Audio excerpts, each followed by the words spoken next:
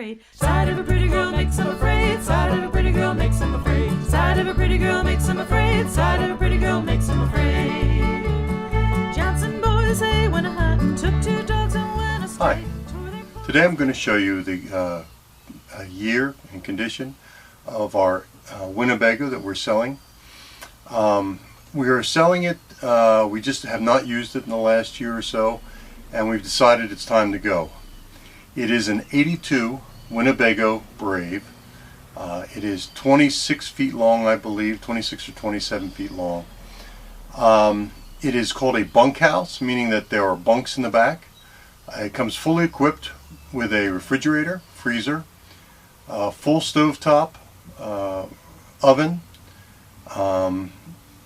shower, toilet, sink in the bathroom, 2 sinks in the kitchen, and then it has a dinette and a sofa, and then of course the captain's chairs up front here. And there's storage all over. First I'm going to show you how it starts. This is a diesel motorhome. It's a good runner. It's strong. It's not fast. You can do 65 on the highway without blinking, but it is not a fast motorhome. You're going to find that the engine is big enough to pull this thing around, but you're not going to be charging up mountains at 65. We live in Pennsylvania. We drove to San Diego and back a few years back, and it did a great job. It got us out there and back, no problems at all. Being a diesel, and an older diesel at that, it often takes 2 times to start it. We're going to see. Sometimes it starts on the first try. Often it takes 2, never more than 2. So here we go. It's a diesel, so I let the glow plugs glow for a second. I press the pedal halfway in. I turn it over. And generally that's as long as I'll let it go. And I'll let the glow plugs go on again. And then once they go off again, starts up. And it runs nice and strong. It's a great little motorhome. It moves about without any problem. I will take us out for a little ride in this, test ride, so you can check it out.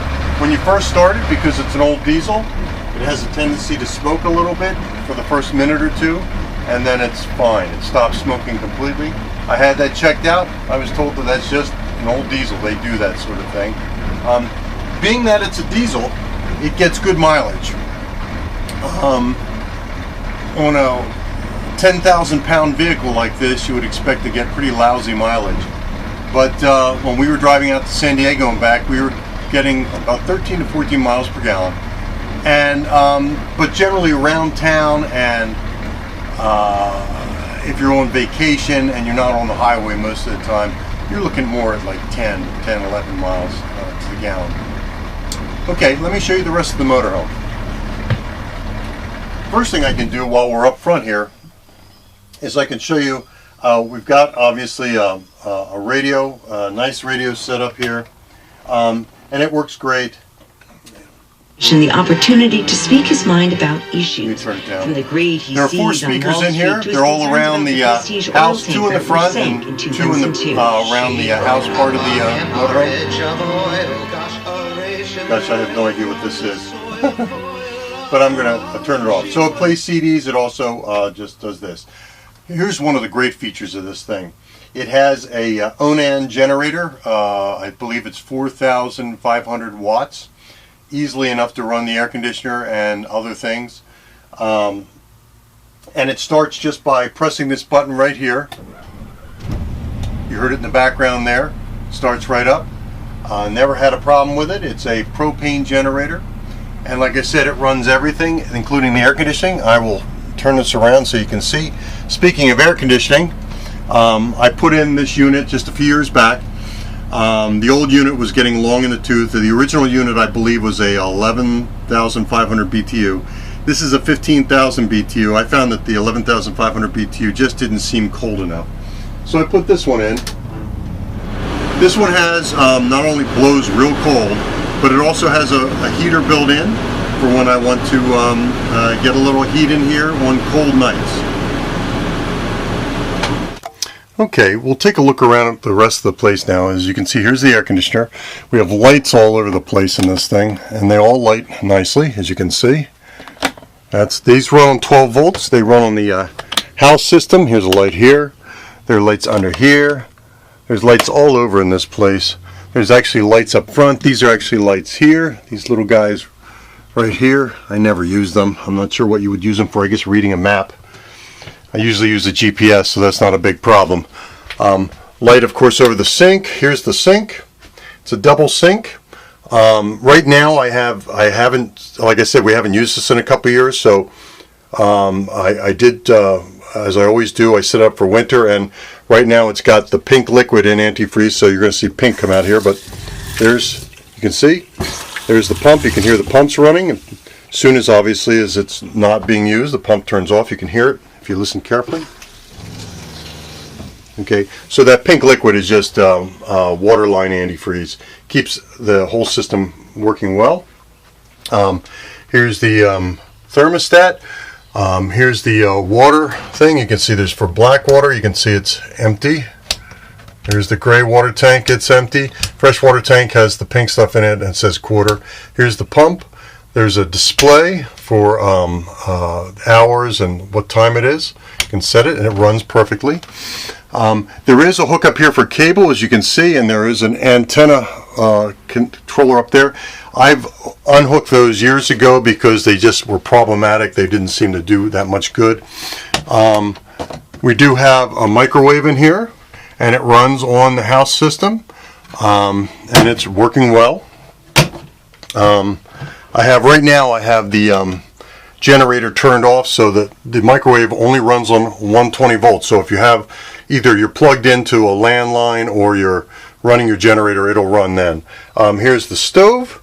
The stove works very well. Let me grab a lighter. As with all these stoves, generally you light the stove yourself. There we go. So what you would do is, I'm going to try to do this quickly without blowing myself up. There we go. You can see it works great. And all the burners work perfectly, and so does the oven. Let me turn that off. There we go. Oven is right beneath it here, as you can see. As you saw a moment ago, probably, there's lots of storage down here, storage down here, storage under the sink. We keep generally cleaning stuff and teapots and things like that under there. There's storage up here. Over top, we keep dishes and stuff up here. You can see more dishes.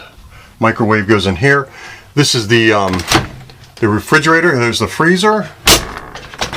Here's the refrigerator.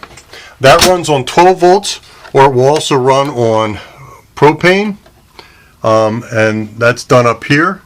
You can hear it just kicked on. So it's running. And as long as you have propane in the tank, these refrigerators stay nice and cold. It's a good thing. We've got, here's our pantry. We've got 4 deep shelves for the pantry. Over here we have the bunks. Generally, I only have one son, so he sleeps on the bottom bunk, and we often leave the top bunk for just storage. We all play instruments, so we put our instruments and stuff up here when we travel. So the bed is not there, but we have the bed. The bed is inside. He actually keeps it just for occasional use when a friend sleeps over, so he keeps it in his closet.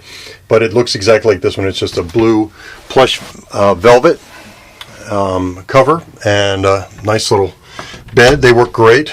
Let me show you the closet. Here's the main, one of the main closets, I should say. Let's see if I can back away so you can see it. It's pretty big. Some drawers down here. There's hangers. There's a hanging bar. It lights up automatically when you open up the door. There's of course more storage down here. We often keep shoes and cables in here. More storage in here. We've got 3 drawers here. You can see there are 3 drawers here. Another drawer down here. Looks like tablecloth there. The bathroom is back here. Again, everything works. Like I said, there's pink antifreeze in here, so that just needs, lines need to be flushed so that it can be ready to be used. The shower is here. I'm turning it on its side. Let me turn it right side up. The shower is here. Has a curtain that comes around. Place to keep a broom back here. We often put some of our most used stuff in the shower for storage when we're traveling, because like for example, this carpet you see here, this is like a plastic outside carpet. We always throw that outside our motorhome on the ground so that we have nice ground to stand on when we first get in the motorhome. The shower works perfectly. We have a little hibachi down there that we always use for cooking when we're out. We don't generally use the oven when we're on camping because we like to cook outside, so we bring the hibachi with us. The toilet here is a few years old, but it works perfectly. As you can see, it's flushing just like that and works really well. There's more storage here. More storage. Normally we would put towels and then the dirty clothes hamper, and we even have the original dirty clothes hamper bag here, 1982, and it still works perfect. So that's essentially this motorhome. It is ready to roll. We just had it inspected literally this month, just earlier this month, and it's running well. We've got nice comfortable seats for the captains and the co-captain's chair. They're very comfortable. Nice and supportive. Like I said, we've driven this thing to San Diego and back. On the floor is just 12-inch square commercial vinyl tiles. We put a carpet down because my wife likes that. I prefer just the tiles because they're easier to sweep, but she likes these and makes me shake out the rugs regularly. There's a dinette. For sleeping, you've got the bunks in the back. We sleep in a bunch of different places, and there are a lot of places to sleep in here, so I'll show you the sort of sleeping arrangements. First of all, there's this bed. It's actually a sofa, and a pretty comfy one at that, and it makes for a pretty comfortable bed. To open it up, you just lift the bottom part of it, you just pull it and push down on the back, and your bed's ready to go. We normally throw a sheet over it and pillows and that sort of thing. And to put it back up, it's very simple. You just press it back in, lift the bottom, snaps into place. That's one bed. Let me show you another one. Okay, the next bed here is the dinette bed, and essentially this is your dinette. And I don't know if you can see it, but there are seat belts here. In fact, there are seat belts for the sofa. There are two seat belts, one for each side of the dinette, so you can actually get a lot of people in here riding at the same time. But this is the way you would set down the dinette for sleeping in. So I flip up the bottom cushions, as you can see. There's a bar here that goes up. This pulls out and drops down. Then these all lay flat like this. 1, 2, 3, 4. So you have another bed here. And it's about the size of a twin. So you can see it's about the size of a twin. And it's pretty comfortable. It's firm, but it's comfortable. I'm 6 feet tall, so you can see I fit in this. Another bed is the one over top of the driver's compartment. And you can see I've got this, sorry, the camera's sitting at an angle. But it's a pretty simple thing. We normally use this, it's got a futon in here now, but we normally use this for storage when we get to sites. It just drops down and you can sleep up here. And this is a pretty big bed. This is actually a very big bed. This is probably the biggest one in the place. This is probably a full, just short of a queen actually, but about a full-size bed. And you just climb up and you would get in. You can see because it's a relatively narrow space, this is not something that I would want to sleep in. I generally like to sleep on the sofa bed. And this just goes back up the same way. You press it back up. You clip it into place. 1, 2, and it's done. Didn't come home till the break of day. Didn't come home till the break of day. Didn't come home till the break of day. Didn't come home till the break of day.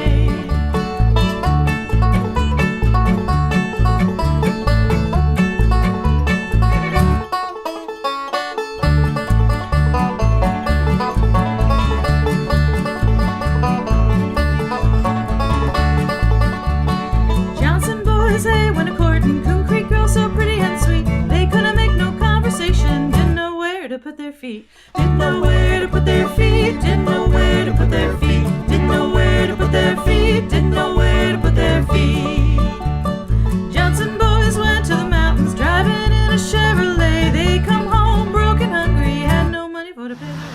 So that's it.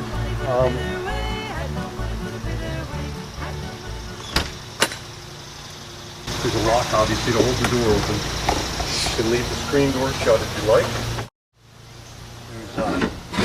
There's a cap for getting in and out. It pulls out. The generator is back here. There's more undercarriage storage here. This is your batteries, house batteries here.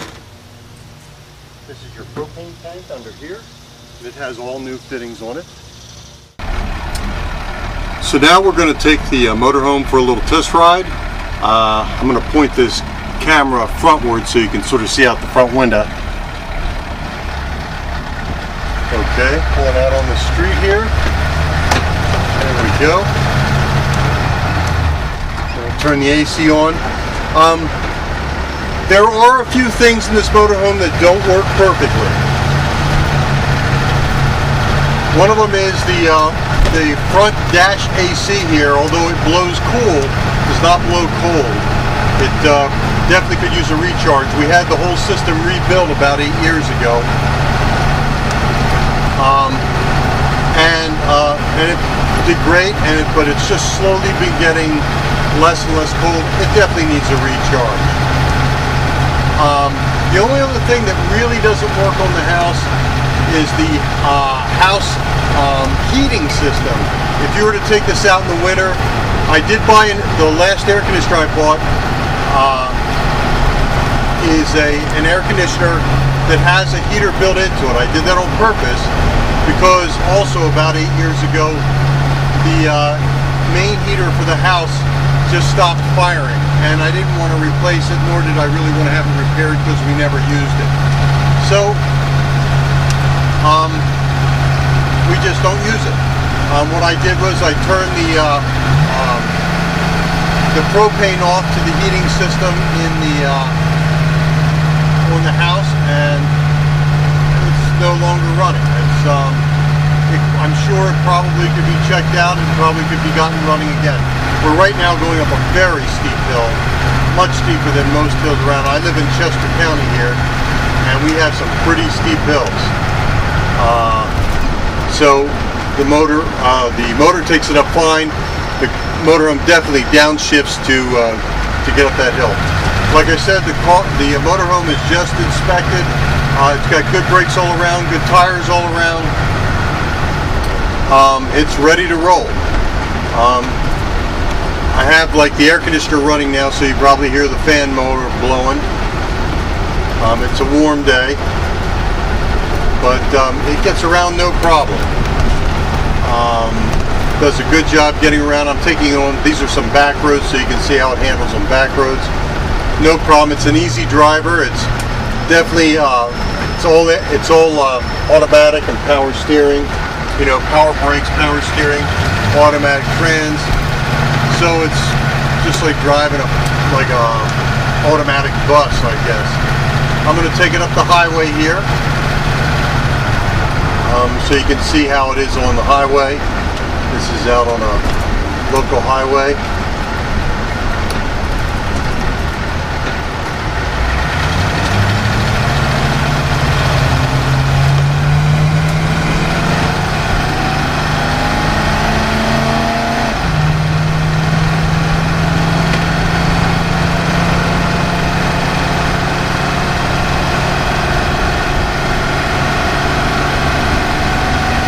All the gauges work. Even the gauges that you wouldn't expect to work still work. It's right now it's got 109,822 miles on this engine and on this motorhome. We had the transmission rebuilt some years back and it runs strong. The transmission back then had a bad, I forget what it was, but it just didn't engage properly. We had the whole thing rebuilt and it runs great, nice and strong. You can see we had no problem getting up. That was a pretty big hill. We kept up with this little vehicle to our left. So it does fine out in traffic. It's got all the gauges work like I said. There are 4 batteries for this thing. There are 2 house batteries, 2 large deep cycle house batteries in very good condition. And we've got 2 of the best Sears gold batteries for starting and turning over the engine. The charging system works well. The heating system for the front here all works well. It blows plenty hot. Everything works. I believe the windshield wiper fluid pumps, I believe they work, but I believe there's a leak or something somewhere, so they don't really spray. I don't think. Maybe they still do. Let me see. No. Washer pumps. I think they still work, but I think it leaks a little bit, so it could probably be not the pump, but the I think one of the hoses leaks a little. I'm going to take this down the highway a little further so we can get a little more highway time, so you can see what it's like. As with any vehicle this size, you try to respect distances when you're out on the road. You tend to take corners a little wider than you normally would. It can take a very tight corner, but it's you just don't want to, because the vehicle's so long, you don't want to be hitting the back or your side of the vehicle into anything. There are a couple of little dings and dents on the outside, but only small ones. Keep in mind that the body of this motorhome is aluminum, so there is no rust on it.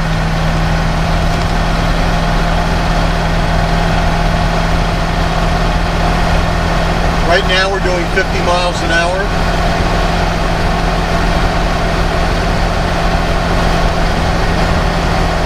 Because you're in such a big vehicle, it doesn't really feel like you're doing 50 miles an hour.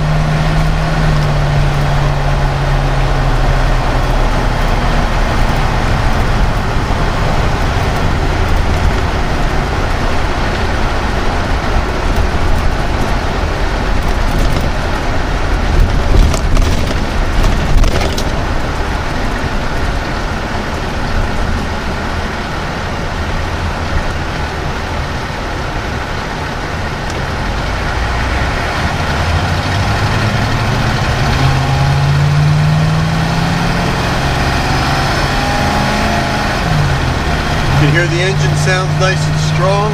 It is, it runs real strong.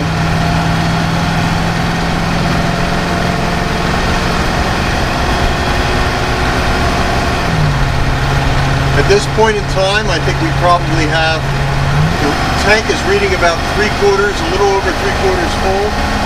That's a lot of fuel. It's a 70-gallon tank, so there's probably 50 gallons or more of fuel in this thing at, $3.50 a gallon, a little under $200 worth of fuel. And that, of course, comes with it. We're not going to drain the tank if you buy it.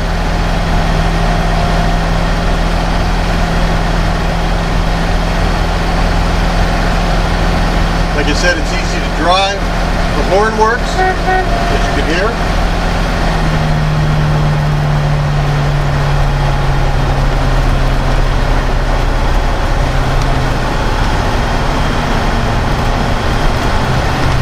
There are no shimmies or shakes in this thing at all. It drives real smooth, easy to drive. We're going to head back now. The road we're going back on here is a very windy road, so you'll see what it's like to be on that.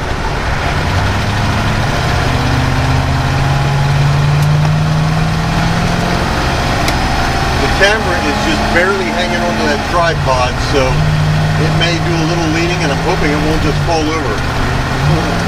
I'd hate to bust my camera doing this. This is another very steep hill. And it goes right up the hill, as you can see. These are the type of hills you might encounter if you're going up a mountain. I live in a very, very hilly area with very strong and stark hills, very sharp hills.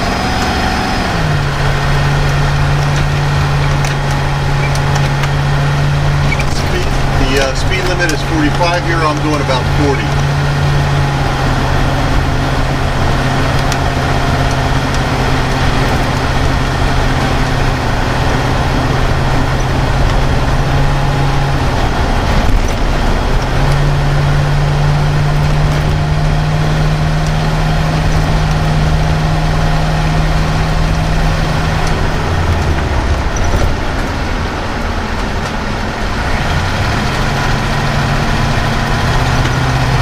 we just caught a possum crossing the road there. I slowed down for it so we wouldn't hit it.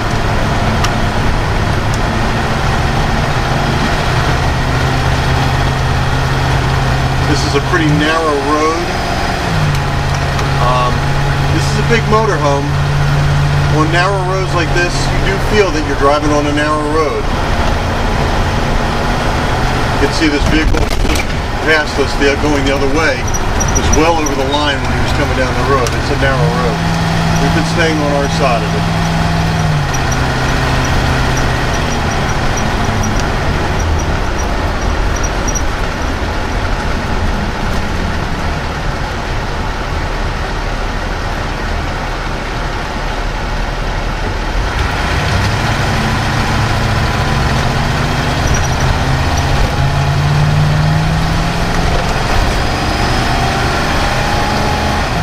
Just had the fellow in a big truck behind me beeping at me and giving me the high sign.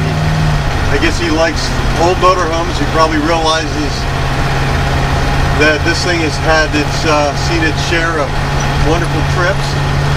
I've got some bumper stickers on the back from various places we've been, including the Monarch Pass in Colorado was where the Monarch Pass was. This climbed the Monarch Pass, which I'll tell you what, it gives you a real testament to this vehicle. There were a lot of brand new cars when we were crossing the Monarch Pass that were lying dead on either side of the road. Yet this thing climbed it and went over it, no problem. It took its time, but had no problem getting over it.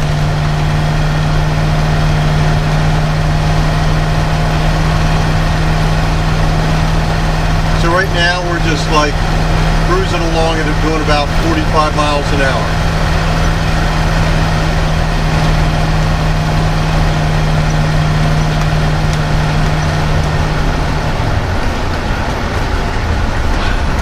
So you can imagine when you get these things inspected, there's a lot to inspect, and they go over pretty carefully.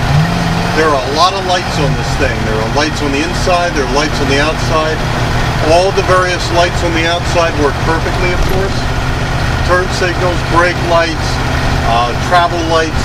Travel lights would be the small lights that outline the vehicle so that at night you can see the size of it and anybody's coming by you or whatever can see the size of it. You know, you essentially look like a pretty good sized truck coming down the street.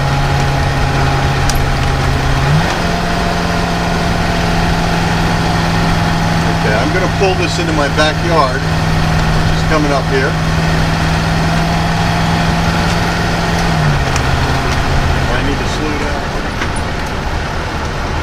There we go. Let's see if we can get it. Yep, we made it.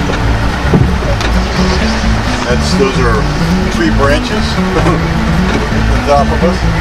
I'm going to turn this thing around. Park it. Johnson boys eat peas and honey. They have done it all their lives. Makes the feast just mighty funny, but it keeps them on the night. But it keeps them on the night. But it keeps them on the night. But it keeps them on the night. But it keeps them on the night. Johnson boys play your fiddle. Johnson boys sing your song. Johnson This has a tow thing on the back that you can put a bicycle rack on, which is what we do. We like to take our bicycles with us. And there's the test drive.